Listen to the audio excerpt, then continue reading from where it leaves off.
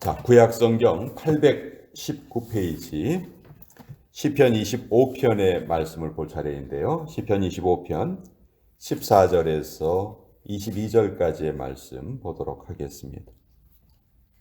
구약성경 819페이지 시편 25편 14절로 22절까지의 말씀입니다. 우리 14절부터 같이 읽겠습니다. 시작. 여호와의 친밀하심이 그를 경외하는 자들에게 있으며 그의 언약을 그들에게 보이시리로다. 내 눈이 항상 여호와를 바라보면 내 발을 그물에서 벗어나게 하실 것이미로다.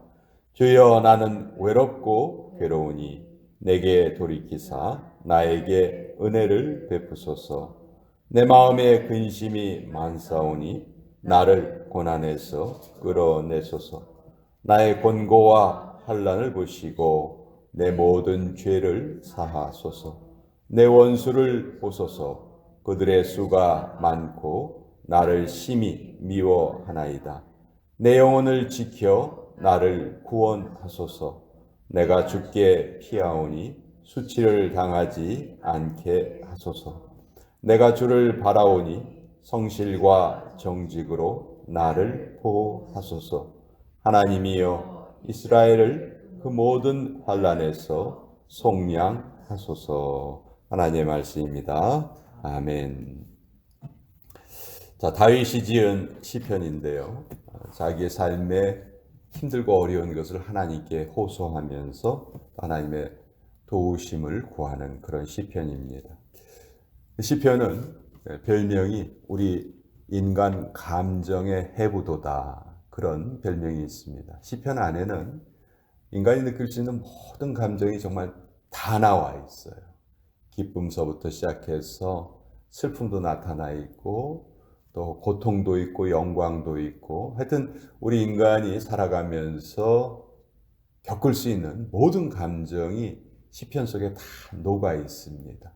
그리고 어떤 경우에는 정말 너무 삶이 힘드니까 자기의 대적을 저주하는 저주문까지도 시편에 적혀 있어요. 인간의 감정에 대해서 시편은 조금도 그 인간의 감정을 감추거나 그걸 미화하거나 그런 것이 전혀 없습니다. 있는 그대로 다 드러내요. 그런데 거기에서 끝나는 것이 아니고 인간의 모든 감정이 결국은 하나님께 대한 기도로 모아진다는 것이 이 시편이 우리에게 주시는 은혜 가운데 하나예요. 미국 경제가 클린턴 대통령 시절에 참 잘 나갔었어요. 그때 로버트 라이시라는 노동부 장관이 있었는데 이분이 그 클린턴 정부의 경제 정책을 이끌어갔어요. 그래서 정말 많은 성과를 냈고 또 정치인으로서도 차기 대권을 사람들이 기대하는 그런 정치적으로 아주 유망한 분이었어요. 로버트 라이시. 근데 이분이 갑자기 어느 날 모든 관직을 다 내려놓고 퇴직을 해요. 퇴직을 하고 자기 가정으로 돌아갑니다. 그러면서 하는 말이, 나는 아내와 내 자녀들과 나누는 시간이 너무 적었다. 이제는 내가 내 가족들과 더 많은 시간을 보내기 위해서 내 모든 관직을 내려놓는다. 그러고 가정으로 돌아갔어요. 이분이 쓴 책이, 아주 유명한 책이 있는데 책 제목이 부유한 노예라는 책을 지었어요. 부유한 노예. 참 책 제목이 우리에게 주시는 그런 어떤 이미지가 있죠. 많은 사람들이 돈을 쫓으면서 살다가 결국은 가장 중요한 관계를 잃어버린다는 거예요. 가족이 중요합니까? 돈이 중요합니까? 사람들 다 알아요. 가족이 중요하다는. 근데 돈을 벌려는 마음으로 가족을 희생시키는 경우가 너무 많죠. 너무 많아요. 나중에 아무리 후회해도 되돌릴 수가 없는 것이죠. 그런 면에서 참 어떤 면에서는 지혜로운 사람이다, 좀 그런 생각이 드는데, 자, 시편 25편에 나오는 이 다윗도 관계가 너무 많이 훼손이 됐어요. 관계가 많이 잘못됐어요.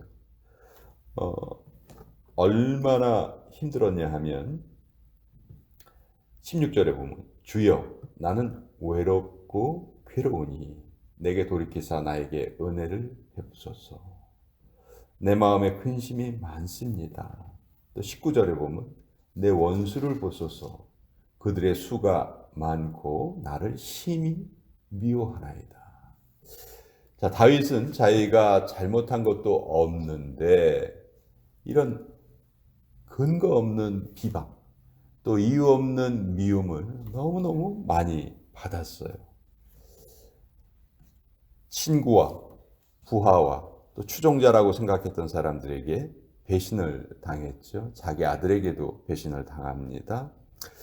자, 이런 고통을 얼마나 많이 겪었는지 이 시편 25편을 읽다 보면 마치 다윗이 겪은 고통이 눈에 보이듯 선하게 기록이 되어 있습니다. 가장 큰 권력을 가지고 있지만 그 권력으로도 관계를 바로잡을 수 없었어요. 오히려 권력이 강하면 강할수록 다윗을 미워하는 사람들이 더 많아졌습니다. 자, 이런 상황에서 다윗은 이것을 어떻게 극복하고 이겨내는가? 결국 하나님의 성품을 다시 한번 기억하는 것으로 다윗은 이 어려움을 이겨냅니다. 다윗이 이 어려움을 스스로 바꿀 수가 없었어요. 타인의 마음을 다윗이 조정을 하지 못합니다.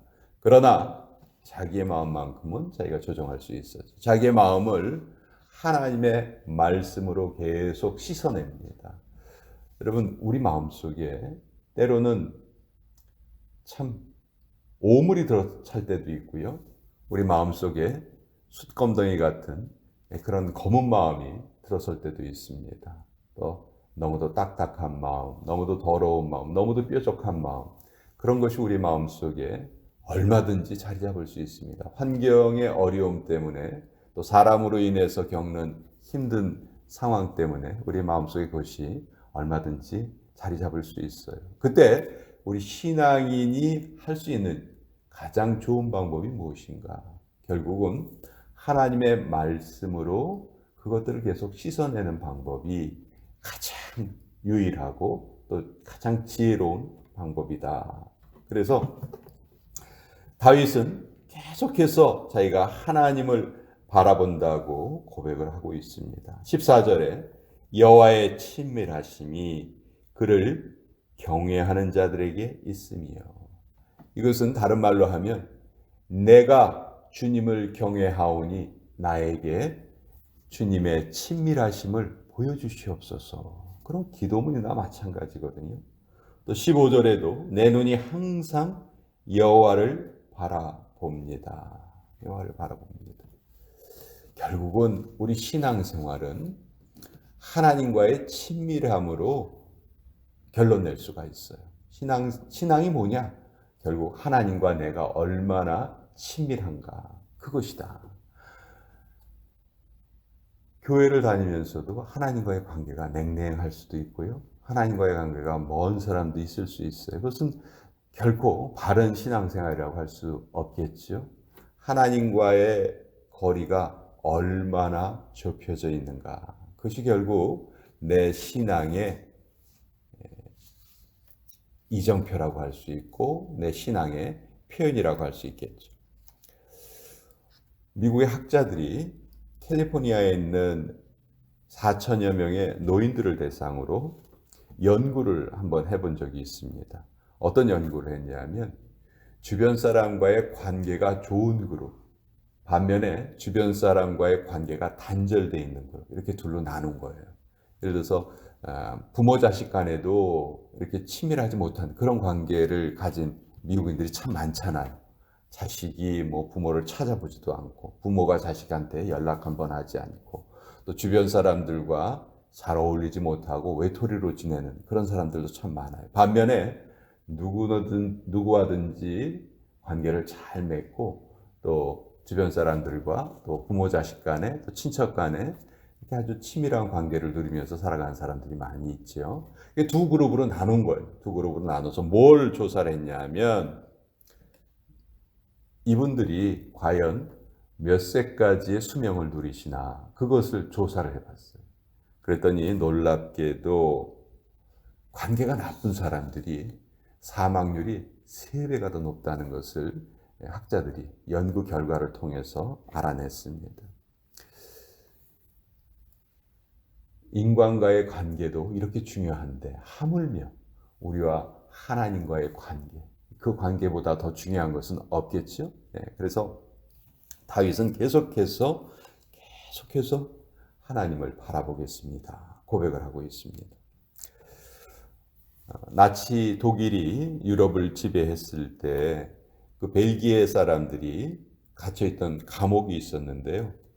그 감옥의 벽에 뭐가 새겨져 있었냐면 희미하게 예수님의 얼굴 그림이 이렇게 새겨져 있었대요.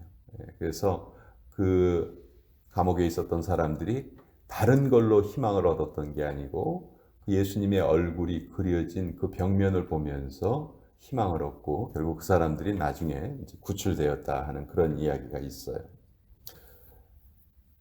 어린 아이들을 엄마가 바라볼 때 아이들은 뭐 별 말도 못해요. 그렇죠? 애들이 뭐 무슨 말을 하겠어요. 근데 어머니가 그 아이의 눈을 바라보면 그 바라보는 눈길로 모든 말을 다 합니다. 아이하고의 소통이 이루어져요. 그 아이의 눈을 바라보면서 어머니의 사랑을 전할 수 있고요.